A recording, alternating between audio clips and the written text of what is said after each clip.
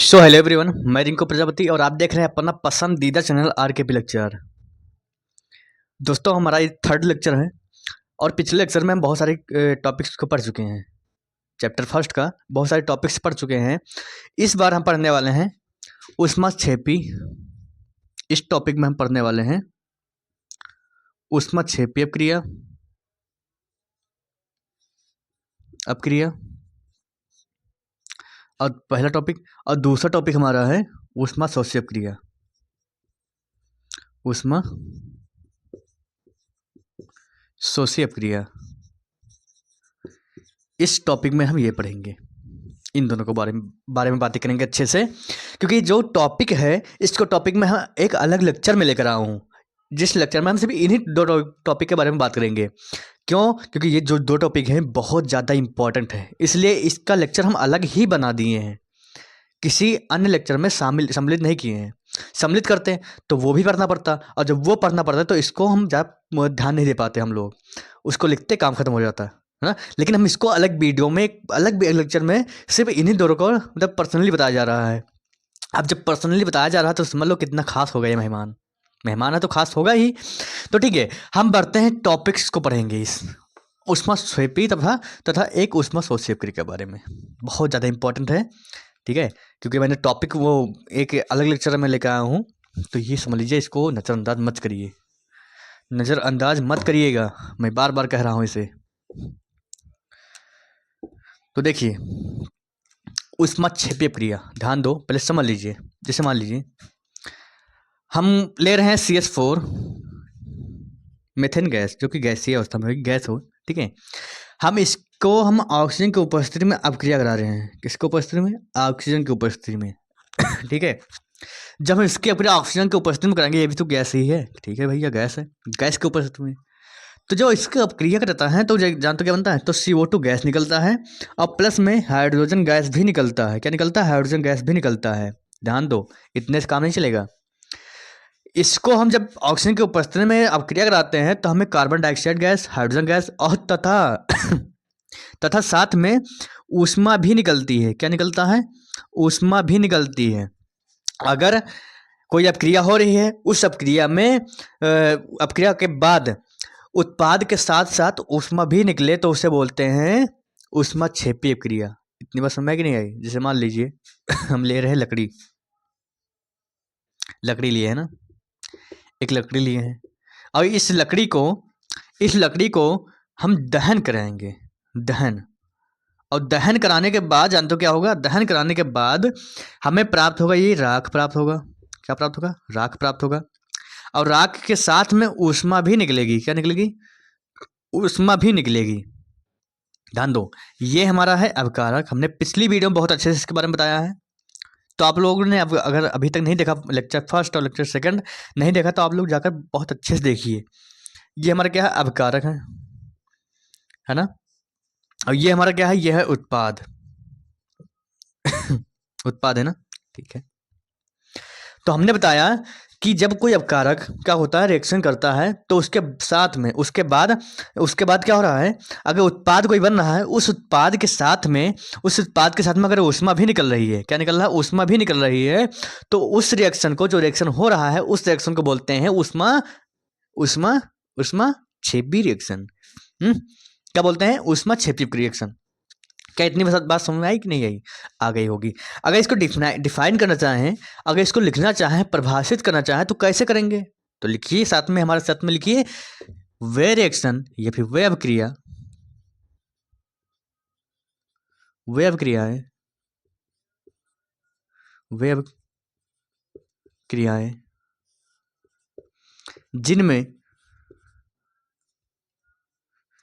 जिनमें उत्पाद बनने के साथ साथ उत्पाद बनने के साथ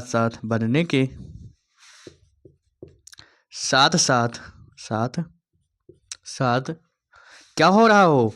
ऊष्मा भी निकल रही हो, ऊष्मा भी उत्सर्जित हो रही हो या फिर निकल रही हो, ऊष्मा भी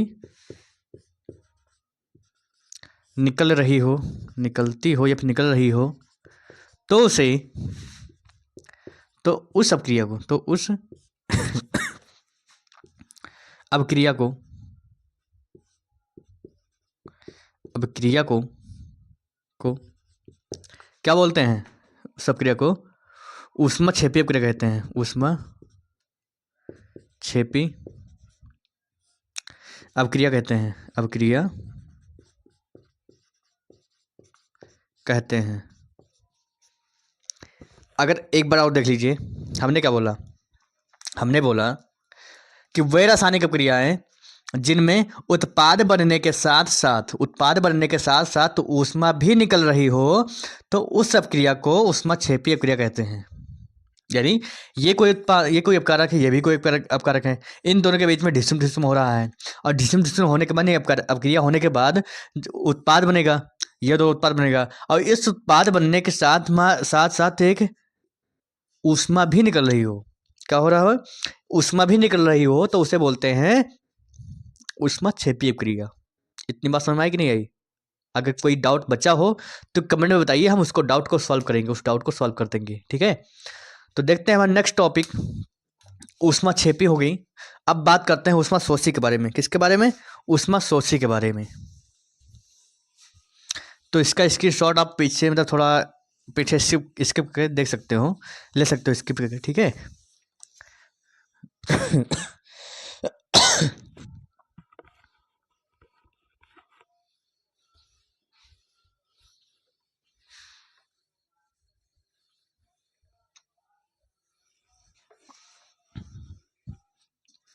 चलो अब देखते हैं ऊष्माशोषी अपक्रिया के बारे में। किसके बारे में?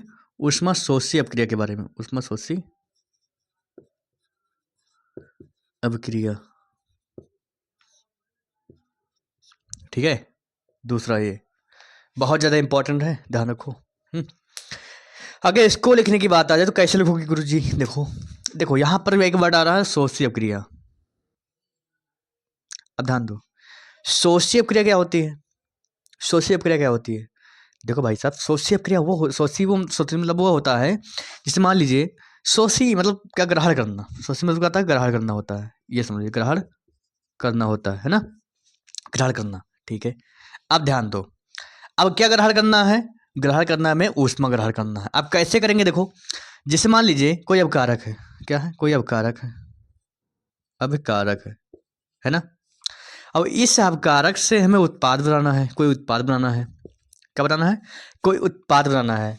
अब देखो, ये जो हमारा अपकारक है वो इतना योग्य नहीं है कि मतलब अपने आप से ही क्या हो एक उत्पाद बना दे, है ना।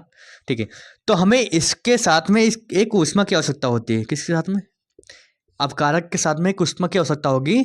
उस ऊष्मा के जरिए यह अपकारक जो ये उत्पाद बनाने में सक्षम होता है। नहीं समझ में आया ना? मान लीजिए कोई अपकारक है, और इस अपकारक से हमें बनाना है क्या? उत्पाद बनाना है। ठीक है, और ये उत्पाद बनाने के लिए हम लेते हैं सहायता, लेते हैं क्या? एक ऊष्मा की सहायता लेते हैं, ऊष्मा की सहायता लेते हैं तब जाके ये उत्पाद बनता है। मान लीजिए कोई लोहा है, है ना, लोहा है। लोहा के बाद लोहा से हमें बनाना है क्या? हंसिया बनाना है। हंसिया आप लोग जानते होंगे, हंसिया बनाना है। क्या बनाना है? हंसिया। अब ऐसे लोहा रख देंगे तो काम तो चल रहे, वो बनेगा नहीं कि मतलब हंसिया बन जाएगा, नहीं बनेगा ना। ठीक है, तो क्या करते हैं हम? इसके साथ में एक ऊष्मा लेते हैं। ऊष्मा, इसको अच्छे से गर्म करते हैं। ऊष्मा के साथ में गर्म करते हैं, अच्छे से गर्म करते हैं अच्छे से। उसके बाद जब वो गर्म हो जाता है, उसके पीट पीट के क्या बनाते हैं? हंसिया बनाते हैं, है ना। तो इसके जो हमारा अपकारक है, ये जो अपकारक है, इसके साथ में क्या ले रहे हैं? एक ऊष्मा तो ले रहे हैं।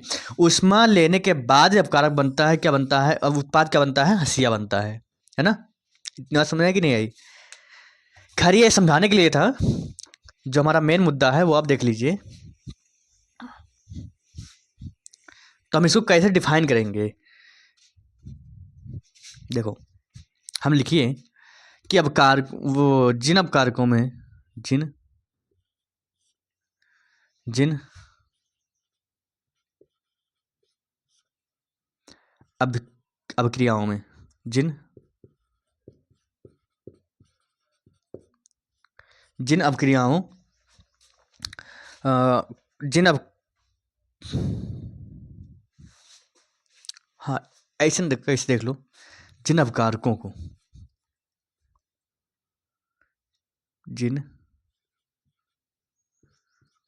अवकारकों को तोड़ने के लिए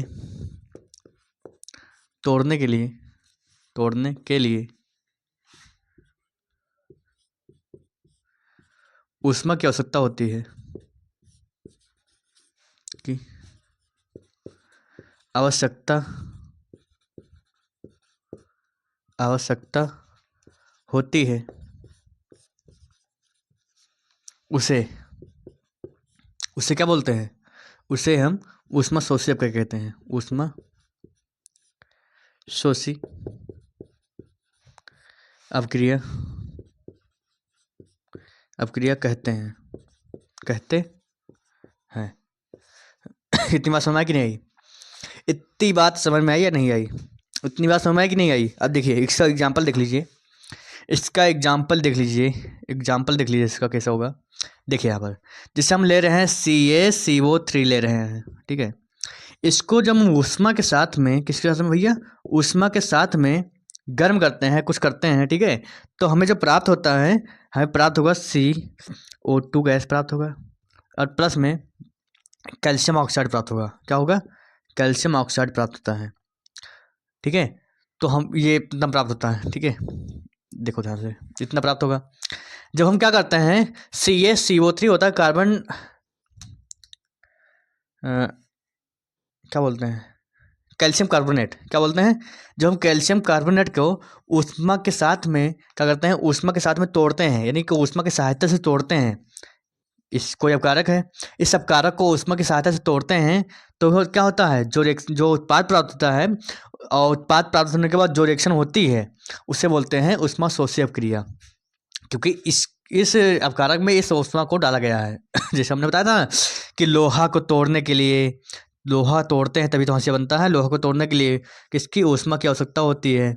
जब ऊष्मा की आवश्यकता होती है तो क्या करते हैं, तो हमारे पास क्या बनता है? हंसिया बनता है। क्या बनता है? हंसिया बनता है, हंसिया, है ना।